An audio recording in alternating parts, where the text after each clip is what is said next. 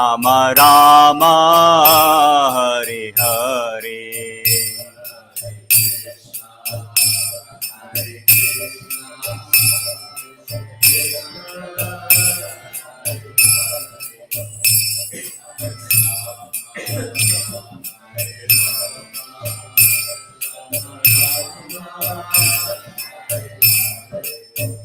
Hare Krishna, Hare Krishna, Krishna Krishna, Hare Hare, Hare Rama, Hare Rama, Rama Rama, Hare Hare.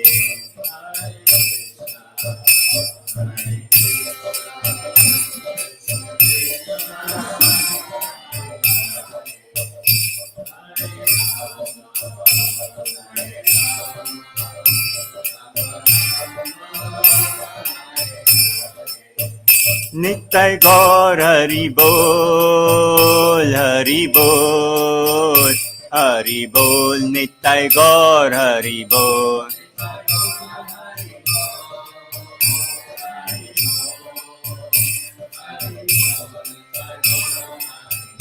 Jaya Jaya Prabhupada, Prabhupada, Prabhupada, Srila Prabhupada.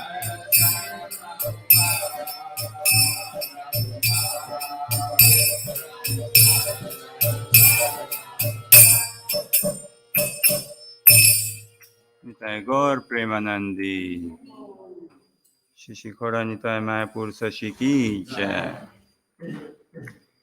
Reading from Srila Prabhupada Lilamrita, Uniting Two Worlds, chapter entitled, I have done my part. After the GBC assembly in Vrindavan, Swarup Damodar had travelled to Manipur and Calcutta and was now returning to Vrindavan to see Srila Prabhupada. As soon as Prabhupada heard Swarup Damodar had arrived, he asked to see him. As usual, Srila Prabhupada treated him very specially and gave him much time and attention. From Prabhupada's first meeting with Swarup Damodar, when Swarup Damodar had been Todam Singh, a PhD candidate in organic chemistry at UCLA, Prabhupada had taken great care to cultivate their relationship.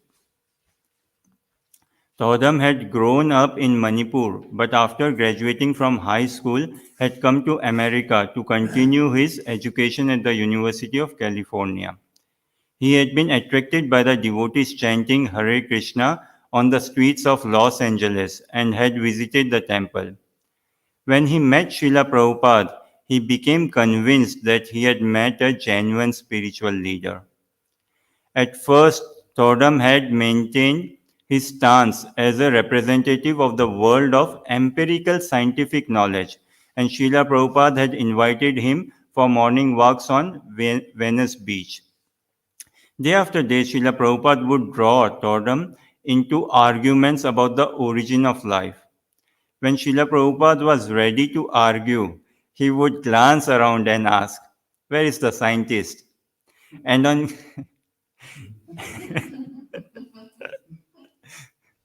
And on catching sight of totem, he would ask, "So, what do they say?" Totem would then argue that life had arisen by chance through chemical evolution. And Srila Prabhupada would smash the argument with a stunning display of logic and common sense. Totem, by regularly associating with Srila Prabhupada and by reading the Bhagavad Gita as it is, had become more inclined to Krishna consciousness than to material science. And eventually, he had become Prabhupada's initiated disciple, Swarup Damodar Das. With Srila Prabhupada's encouragement, Swarup Damodar had soon received his PhD and pledged to serve Srila Prabhupada through scientific lectures and writings against the theories of modern atheistic science. Srila Prabhupada was well aware of the powerful sway science held over people everywhere, and he was out to combat their godless propaganda. He knew that Bhagavad Gita was the highest science, and he saw how outrageously prejudiced many modern scientific assumptions were. For all their high technical jargon and faith in the scientific method, the scientists were actually ignorant of the origin and purpose of life. Swarup Damodar and a few other devotees holding graduate degrees had formed the Bhaktivedanta Institute and were working within academic circles to establish the scientific basis of Krishna consciousness. Srila Prabhupada had been especially pleased when at a large meeting of scientists, Swarup Damodar had challenged a Nobel Prize winning scientist who held that life was a phenomenon that occurred at a certain level of chemical complexity. If I give you the required chemicals, Swarup Damodar had asked him, will you be able to produce life? And the embarrassed scientist had replied, I don't know. Repeatedly, Srila Prabhupada had referred to that incident in his conversations and lectures. Srila Prabhupada often praised the work of Swarup Damodar and the Bhaktivedanta Institute and assured them that the BBT would provide funds for their printing, research, and building projects. He had given them the arguments and they were developing them with scientific language. His Divine Grace A.C. Bhaktivedanta Srila Prabhupada ki.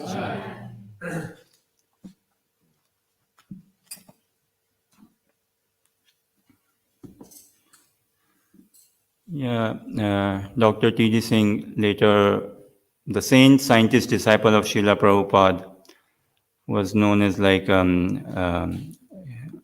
His Holiness Bhakti Swarup Damodar Maharaj. He had so many encounters and meetings with the scientific world and some Nobel Prize winners as well. And there is a book having a dialogue with Dr. T.G. Singh and 7 or some Nobel laureates, a discussion, and he presented the Krishna consciousness philosophy to them.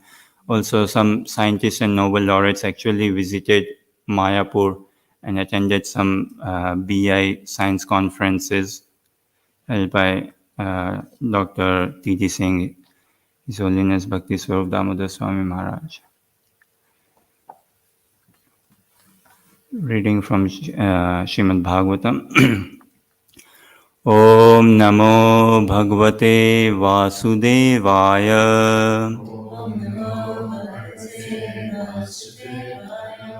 Om Namo Bhagavate Vasudevaya.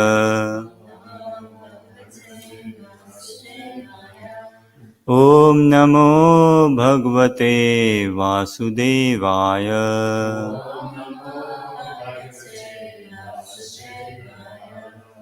Narayanam Namaskritya Naram Cheva Narottamam Devim Saraswatim Vyasam Tato Jayamudiraye Nashta Prayeshu Abhadreshu Nityam Bhagvat Sevaya Bhaktir Bhavati Shloke Bhaktir Bhavati Neshtaki.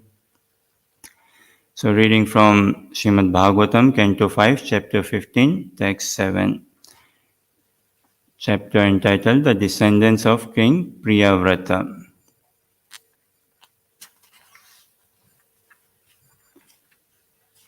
So maybe I will go to the Sanskrit myself.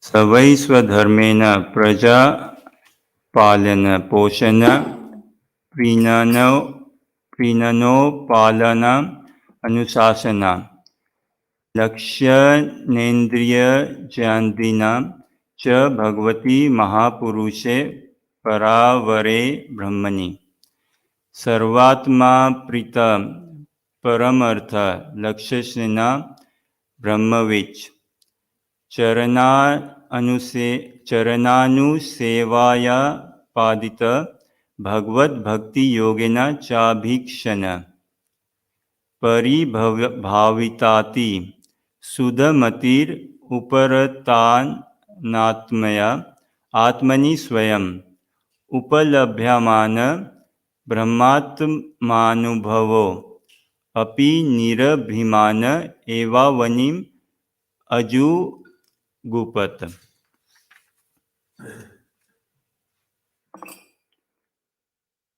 We'll go into translation and purport, please. Translation. King Gaya gave full protection and security to the citizens so that their personal property would not be disturbed by undesirable elements. He also saw that there was sufficient food to feed all the citizens. This is called Poshana. He would sometimes distribute gifts to the citizens to satisfy them. This is called Prinana. He would sometimes call meetings and satisfy the citizens with sweet words. This is called Upalalana. He would also give them good instructions on how to become first class citizens. This is called Anusasana. Such were the characteristics of King Gaya's royal order. Besides all this, King Gaya was a householder who strictly observed the rules and regulations of household life. He performed sacrifices and was an unalloyed pure devotee of the Supreme Personality of Godhead. He was called Mahapurusha because as a king, he gave the citizens all facilities, and as a householder, he executed all his duties so that at the end he became a strict devotee of the Supreme Lord. As a devotee, he was always ready to give respect to other devotees and to engage in the devotional service of the Lord. This is the Bhakti Yoga process. Due to all these transcendental activities, King Gaya was always free from the bodily conception. He was full in Brahman realization and consequently he was always jubilant. He did not experience material lamentation. Although he was perfect in all respects, he was not proud, nor was he anxious to rule the kingdom. Purport by His Divine Grace A.C. Bhaktivedanta Swami Prabhupada, Srila Prabhupada Ki Jai. As Lord Krishna states in Bhagavad Gita, when he descends on earth, he has two types of business: to give protection to the faithful and annihilate the demons. Paritranaya sadhunam vinashaya cha duskritam. Since the king is the representative of the Supreme Personality of Godhead, he is sometimes called Naradeva, that is, the Lord as a human being. According to the Vedic injunctions, he is worshipped as God on the material platform. As a representative of the Supreme Lord, the king had the duty to protect the citizens in a perfect way so that they would not be anxious for food and protection, and so that they would be jubilant. The king would supply everything for their benefit, and because of this, he would levy taxes. If the king or government otherwise levies taxes on the citizens, he becomes responsible for the sinful activities of the citizens. In Kali Yuga, monarchy is abolished because the kings themselves are subjected to the influence of Kali Yuga. It is understood from the Ramayana that when Vibhishan became friends with Lord Ramchandra, he promised that if by chance or will he broke the laws of friendship with Lord Ramchandra, he would become a Brahmana or a king in Kali Yuga. In this age, as Vibhishan indicated, both Brahmanas and kings are in a wretched condition. Actually, there are no kings or Brahmanas in this age. And due to their absence, the whole world is in a chaotic condition and is always in distress. Compared to present standards, Maharaj Gaya was a true representative of Lord Vishnu.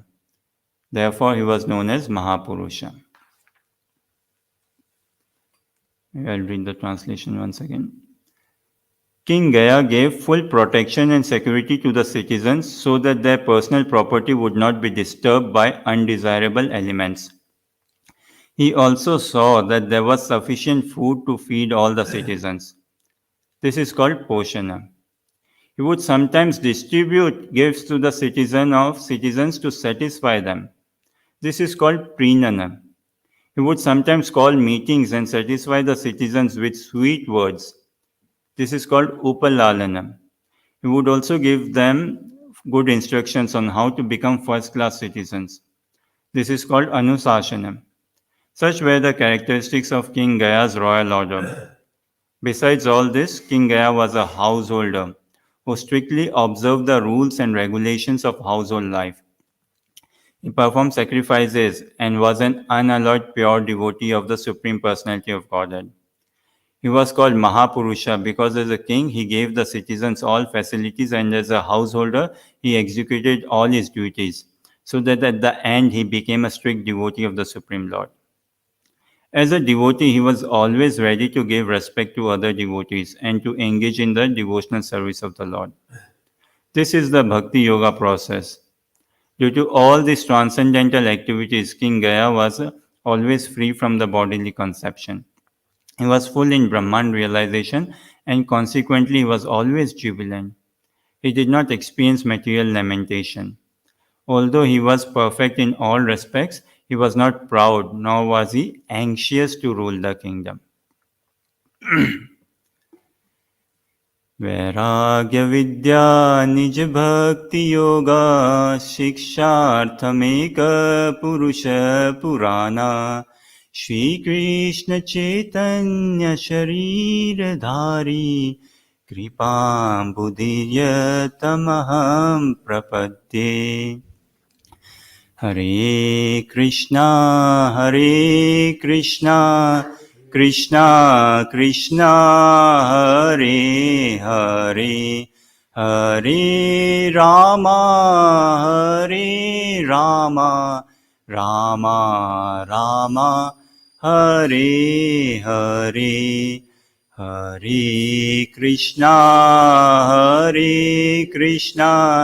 Krishna Krishna Hare Hare Hare Rama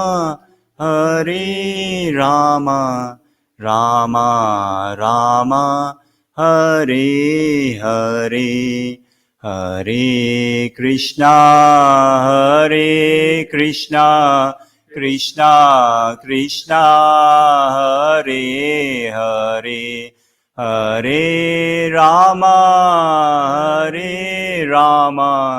Rama Rama Hare Hare मुखं करोति वाचालं पंगुं लंघयते गिरिं यत्कृपातमहं वन्दे श्रीगुरुदीनतारणम्। जय श्री कृष्ण चैतन्य प्रभु नित्यानंद श्री अद्वैत गदाधर शिवासादि श्री गौर भक्त वृंदा। हरे Krishna Krishna Krishna Hare Hare Hare Ram Ram Ram Hare Hare. Hare Krishna. As always, beautiful translation and purport. King Gaya gave full protection and security to the citizens so that their personal property would not be disturbed by undesirable elements. Bhagavatam clearly defines the roles and the responsibility, how a king he should act, how saints they should act, how saintly people and the kings, they are the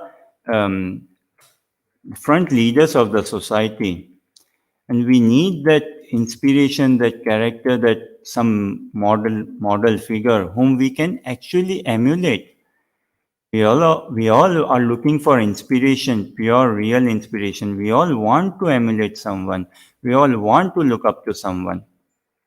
And in here, Bhagavatam is demonstrating how actually a king should behave, how he should lead in his office life and in his public and private life as well. And how actually saints, they should also conduct themselves in any sphere of life, be it working life, student life, or family life.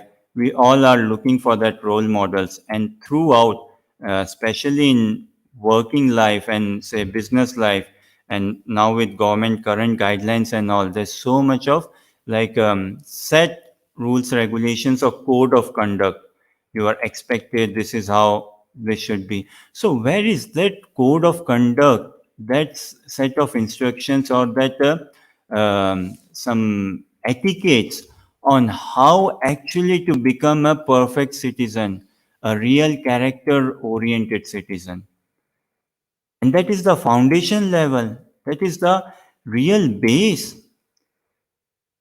Any building, be a 100-story building, how can it be actually be very strongly situated on the ground when the foundation is very nicely established? Otherwise, it could crumble. There would be cracks, breaks, and eventually crumble. So, where is that foundational, say, documentation or that instructions or guidelines where everyone aspires to live a peaceful life in harmony? Now, how to go about that? How do we actually get that knowledge to be in that? And we surely need some role models, some inspiration whom we can look up to, whom we can follow. King Gaya, so he coming from these dynasties. This is why in Bhagavatam, what is the need to understand so many descendants of King Priyavrata and other kings, their descendants? Him was married to her, and they had a child. His child's name was this. He was a good king and all. Why the need? Because it shows us, it tells us the culture, the heritage, the Bhagavad culture, the Bhagavad heritage, wherein how actually a king lived. Actually, Srimad Bhagavatam teaches us what? How to live in this world, and also how to leave this world. It teaches both. When we are living, how do we conduct ourselves in our daily personal lives, in our private life, in our working life, or whatever family life, outside, inside sort of life? So, how do we live in this world? And then, how to leave this world, or how to pave our path or make our way towards giving that responsibility and training and education, leaving that legacy behind. We all desire to leave some footprints. We all desire to leave some legacy behind. And that legacy of what? Peace, harmony, mutual love and care, bonding, kindness, compassion. That is what every society is built on, these structures, on this foundation. So we want to leave that legacy behind, and we perform our duties to the best of our ability, keeping Krishna at the center, doing everything for Krishna. And these were those kings who were trained, who were educated in this understanding by the saints, and there was proper harmony. Many times, this word secular, rather than giving the good meaning or actually helping us out, it actually, the real meaning gets lost. Because in the name of say secular, we don't tend to take any good moral, ethical, scriptural, spiritual instruction, and we try to um, leave things aside. Okay, no, this is one sect or this is that sect. Actually, Bhagavatam is completely non-sectarian. The message of Bhagavatam is what? Savai pumsan paro dharmo yator bhakti radhokshaje. हेतु की अप्रतिहता ययात्मा सुप्रसिद्धते. So, for any living entity, it is invoking that real potential within, dormant within that real living entity. What potential? To have that unconditional, to come about with that unconditional, unmotivated love for Krishna and love towards or liking, brotherhood towards each and every living entity. Now, where is the question of sect in that? If we ask anyone, check with anyone, everyone is actually wanting to do this or attain the same thing. We all are kind of, in many ways, trying to quote or speak the same message. Maybe language could be a bit different and some particular terminology or something. But the principles, the essence, the mood remains the same. Details may a bit vary based on, say, time, place, circumstance, or situation. There could be some differences and all. And also, as we evolve in our study of Srimad Bhagavad Gita and Bhagavatam, Shri Shikhoranitaya Mayapur Sashi Ki Jai. As we go through into the study of Srimad Bhagavad Gita and Bhagavatam, the practices, the lifestyle, and the practices, what it recommends or asks, it is all towards attaining that purity, that supreme purity, without any tinge of material motives for self-centeredness or for holding on. It is all to serve, to give out. So the duty of a king, he should actually, he's the representative of the country. So he's looking after his praja, his citizens. In the earlier bygone days, the praja, the citizens, like not only just looking after human beings, he used to look after animals as well. Huh? Water beings, animals, all other, and also like not just private or public property, everyone's welfare. And after trees, plants, nature, used to check how come the weather is not coming good. Like the kings earlier, we see Yudhishthir Maharaj and Dasharath Maharaj. If at all the weather was not in fine, they would wonder, oh, are we not Brahmanas? Are they not performing the sacrifices properly? Why are the demigods not so? It looks like the demigods are not very pleased with us. None of us live in isolation. We are very interconnected, interdependent with material nature. Just like now, we are so interconnected, interdependent with the council, with the system. We all have a fine, nice layer of roles and responsibility defined. And then there will be harmony. So the kings earlier, they used to know, they knew based on the study of scriptures and through Brahmanas, that what is their roles and responsibility, how they are interconnected with material nature. And they used to be like fatherly figure, look after all the citizens.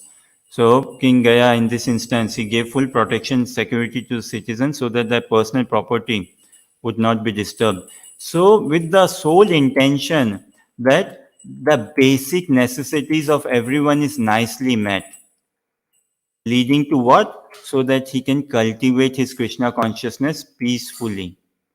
That was the objective.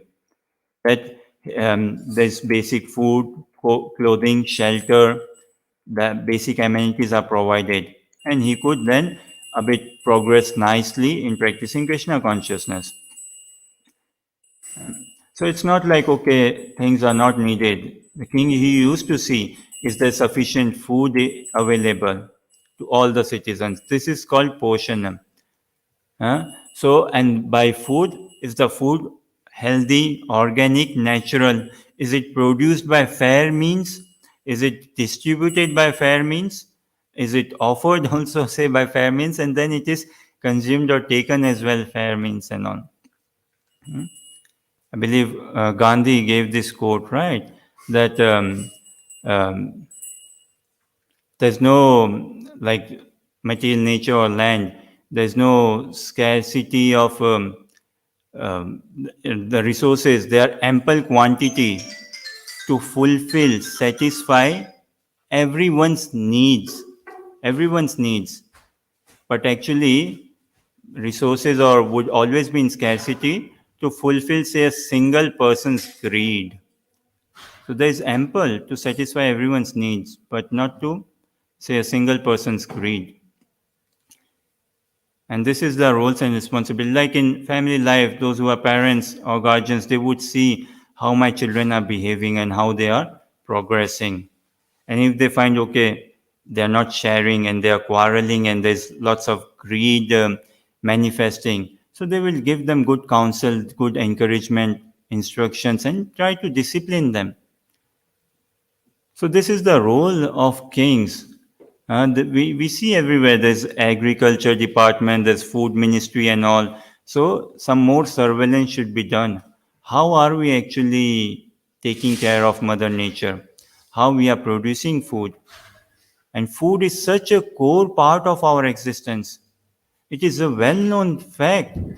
What we eat, it tremendously it has a relationship with our thought process and which influences our consciousness and how we deal and interact with the world. It's not like, okay, oh, you're practicing spirituality, why do you need to eat so much or why do you need to eat? No, that is not the thing. Rather, practicing Krishna consciousness, we want to eat and we want to eat good. We want to take very healthy foodstuffs. Why? Because by getting energy out of it, we will be able to engage ourselves more in service of Krishna and help towards the society.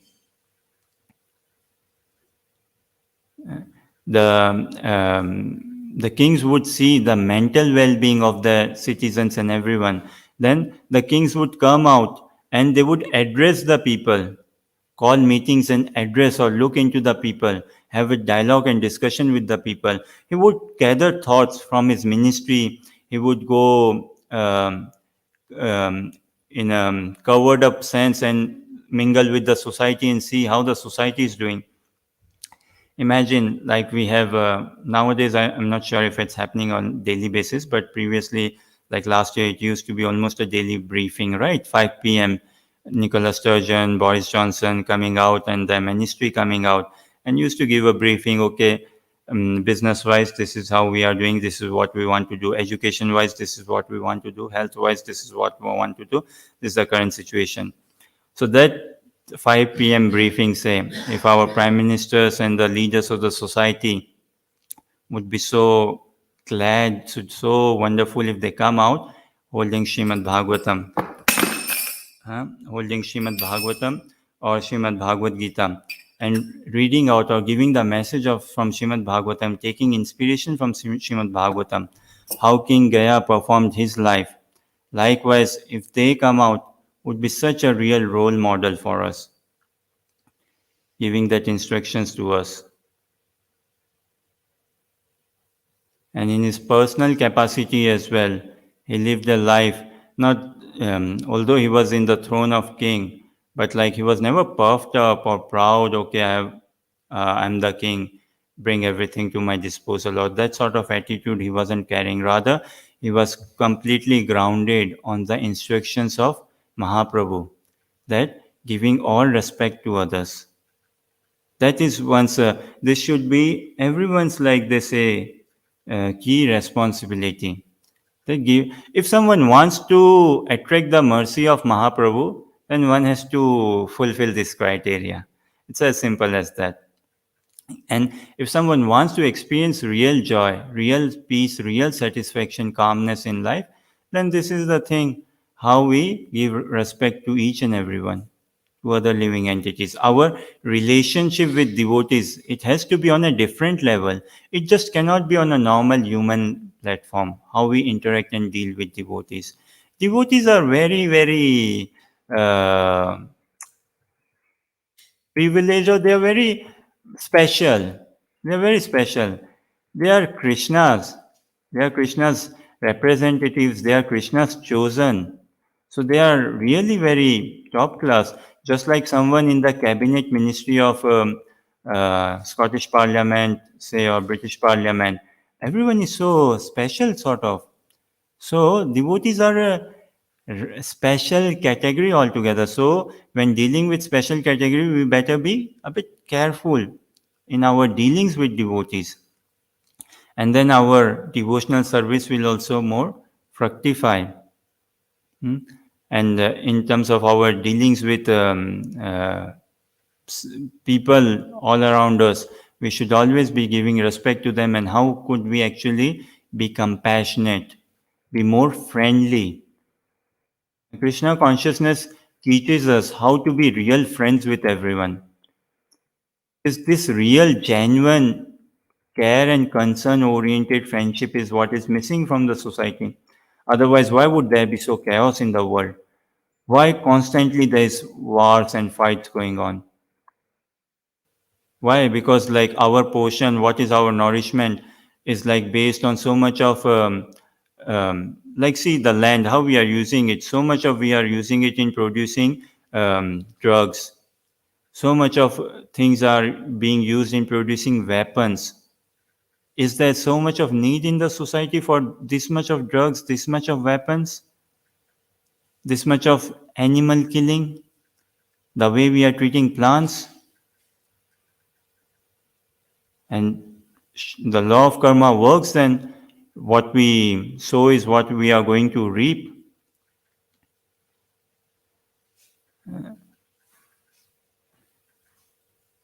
So, Srimad Bhagavatam actually teach like life. I'm not sure in UK if people fly kites, but in India people fly kites, and many other places in Asia. And there's a particular festival as well, and around that time it's very nice, very good sight for the eyes. People on the terraces would go and fly kites and have some snacks and feast and good. And the weather is also very good for that, suitable for the kite flying. So those who fly kite, what do they do? When they fly the kite, okay, they aim to take it high up in the sky. When flying the kite, it takes a bit of, okay, the wind and everything has to be seen, and then how much kind of nicely I can take it high up in the sky. And then there's sometimes like kite wars, or say one would try to cut another's kite and like that. And after flying the kite for a certain amount of time, no one would just cut the string, okay, off I go. No.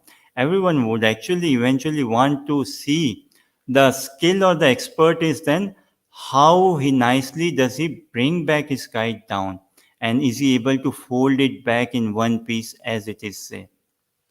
So he would fly the kite and see if I can bring.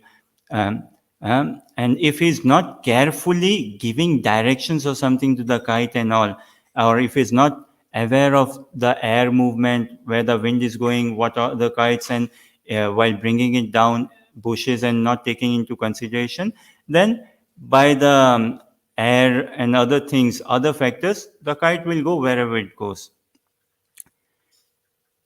Likewise, life gives us an opportunity how we want to excel in life, how we want to write our own story, or say fly our kite. Huh? In our dealings also we'll come across many things and all. Now how we take that lift or that takeoff, and then how we navigate through the sky. And ultimately what we want to land, we want to bring the kite back home. So likewise, keeping always at our forefront the message of Bhagavad Gita and Bhagavatam, that ultimately life is not meant just to, okay, buy some property or renovate or this and that, okay, and leave behind, say, money or debts for our family members or this and that glory. Rather, life is meant to serve, and we uh, create that consciousness within ourselves that we are meant to serve, and real joy is in service. And then when we leave life, we should all aspire, desire to see the lotus feet of Krishna. That should be the aspiration. At this point, maybe I'll ask a question. What do you think? What should we see the qualities in a leader? Like just we see like every temple president, he's a representative of the temple. He's a representative of the movement. He's a representative of the community, the devotees, and he sees that, okay, the devotees living in the temple, is everything fine for their physical needs, their emotional, mental, spiritual, all that needs. He looks into their health, their well-being, and all such things. Are they catered very nicely, finely? Everyone we see in our life, we all are representative. We all are representing someone or the other. Could be representing my nation, one could be representing his family heritage or someone. No one can say I'm not representing anyone actually. So we all are representing. Just like in Bhagavad Gita, Krishna says Arjuna, Yad yad achariti sheshtas tatta deva tarojana, sayat pramanam kurute lokastad anuvartate. Like whatever actions a great leader performs, common men will follow. So Arjun, there is expectation from you. You are a great leader. I have huge expectations from you, and everyone, the Pandavas and the people on the other side also, everyone knows about your skill and your expectation. So you better step up or you lead in such a way that others, common men, will follow. In the circle of devotees, what is expected? Every devotee has actually to become a leader. Mahaprabhu would want, would like. In Chaitanya Charitamrita we see Gaurangera Bhakta Gane Jane Jane Jane Shakti Dhare.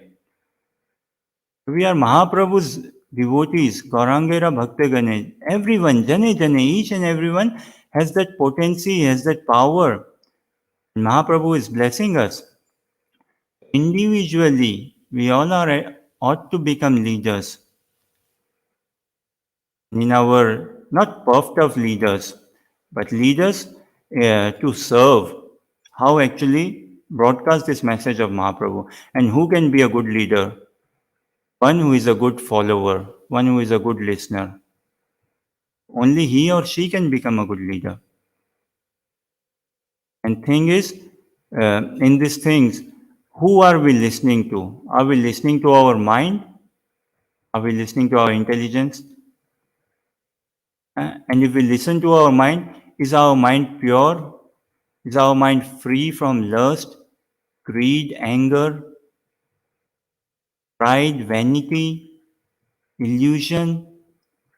How much are we in tune with reality? So, who do we listen to? Surely we'll follow. Either we'll follow like our mind. Now, thing is, how do we purify our mind and then follow? We all are representatives. Like each temple president, they're carrying such a big responsibility on their shoulders, and individually also. And there's so much of service engagements to do. Prabhupada, he wrote actually a letter to Mahatma Gandhi. I think he tried to arrange a meeting as well. Not sure if I don't think so. He managed to have a meeting, interview with Mahatma Gandhi. Then he tried to write a letter and maybe arrange a meeting with the then Prime Minister of India, Pandit Jawaharlal Nehru, but not sure if he managed to have a meeting. So he wrote letters. He wrote a big letter to Indira Gandhi, some points and all he was mentioning. ISKCON, not sure if ISKCON was established then, but he did mention some points of Vedic culture, what would help the society.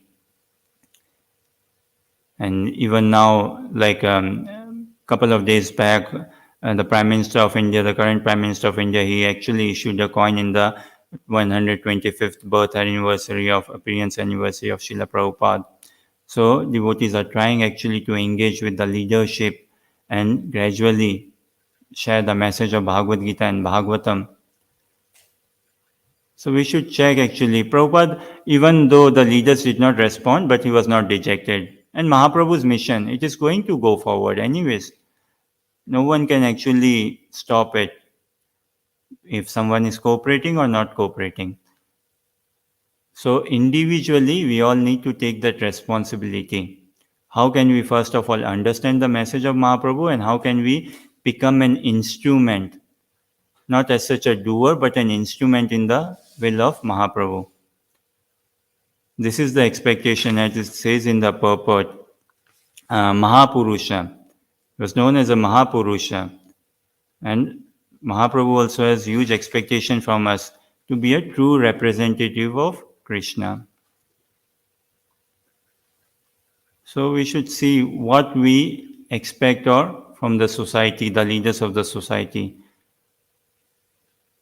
Okay, on this note, maybe I give you peace. Any question or comments, please?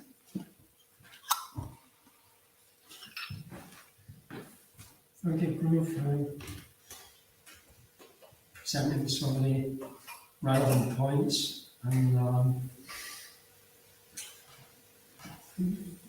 in such a nice, clear way. You mentioned at one point that the way we hear about King Gaia here, that this was kind of typical of the kings that followed the system, the Vedic system.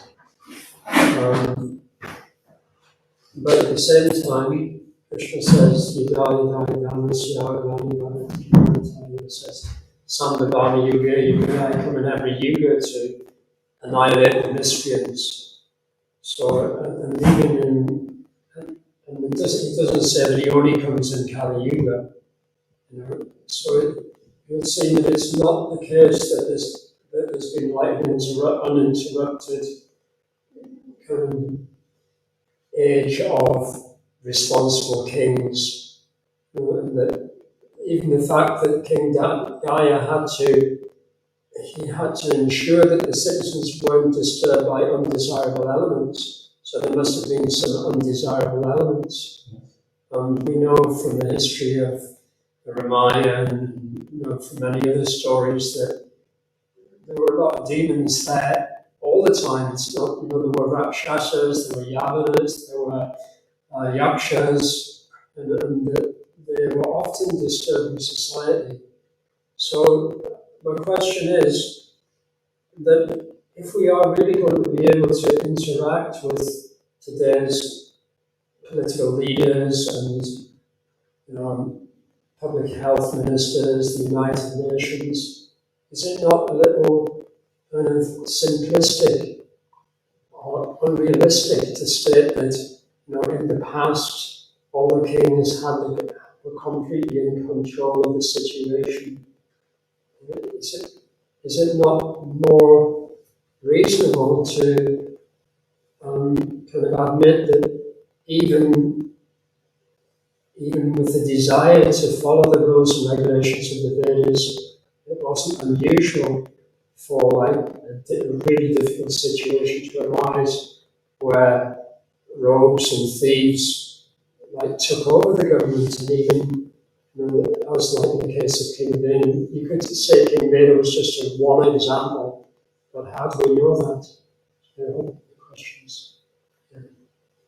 So yeah, first thing is acknowledging or admitting it is a great start. So it's not like Bhagavatam. It gives the whole overall summary, as you say, undesirable elements.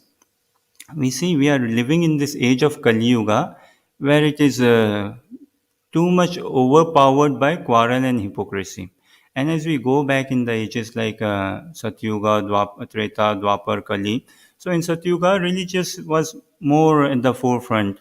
That doesn't mean that there were not some impious activity, but it was very very less in comparison in relative sense. And how the days and have progressed, it has come more into being. So yeah, when we present to the leaders of the society, like unrealistic, I mean, it is realistic and it should be presented. And when presenting, the expectation is not that okay, the message of Bhagavatam will come about on them and they will do. That is Krishna's role. That is Krishna's task.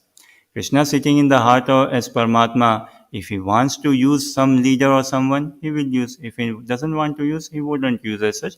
On our part, we go and present. And when we present the philosophy here, we present essentially the core thing is knowing the four regulations, following the four regs. That will bring us under the fence of dharma, under the fence of say spirituality, and that will give us a sane mind, sense controlled and sane mind. And it won't nothing was as such built in a day. So it won't be a matter of 1 week and sorted. No, may take a bit of time. Like I think in Australia somewhere, Prabhupada said, right? Like, okay, let these people come in, let them take prasadam, take full prasadam, let them chant Hare Krishna and do service here. Assist these devotees. There won't be any problem in Australia or anywhere as such. So gradually, when we interact with them like this, gradually, surely the message of Mahaprabhu or the teachings of Bhagavatam will bring more peace, more tranquility, more joy in people's lives. And yeah, so it's not like there was ever a time when there was no, say, quarrel or irreligion being in the material world. So this material world is governed by the three modes, and there is going to be some push and pull throughout. It's just in this day and age, um, it is very difficult to understand who is true, who is not so true. That's how Maya is so prevalent in this day and age. Maya tempts us and cheats us, presenting, oh, he's such a good figure. But actually, what we see, oh, what he has done, like the person who invented AK-47, I believe. So might have done with a good intention or something. And later on, he himself was so gutted. Oh gosh, what have I invented? Now this will lead to so much of war or killing. So Maya, how it, especially in this day and age, what is looking good need not necessarily be so good. There always has been a religion, but in today's world, it is a bit more apparent, or it is more seen. It's more evident. If that answers your question. So thing is, we should actually be understanding the message to begin with ourselves, and we should share, preach the message to others as well, be it leaders and all. Prabhupada was never scared of approaching leaders and all. One instance in France, actually, some mayor or someone had come, and Prabhupada wanted to show this etiquette. So Prabhupada's disciple or his mayor and all had come with his small entourage, I believe, and they had come with a garland, and they asked Prabhupada, okay, our mayor is coming and he will give you an interview. Could you garland the mayor? So fine, mayor or who that personality was, Prabhupada took the garland. As the mayor came, Prabhupada garlanded himself the garland. So he wasn't shy of meeting the diplomats or personalities. If we are actually carrying the true message, if we have the true, if one has the true message and something which is beneficial for the society at large, no, something which is beneficial for the society throughout, then why should not we represent Mahaprabhu? Thank you, bro. Any further question or comments? Okay, thank you very much for your patient listening and encouragement. Grantaraj Srimad Bhagavatam Mahapuran ki Prabhupada ki Jai Gaur Premanandi.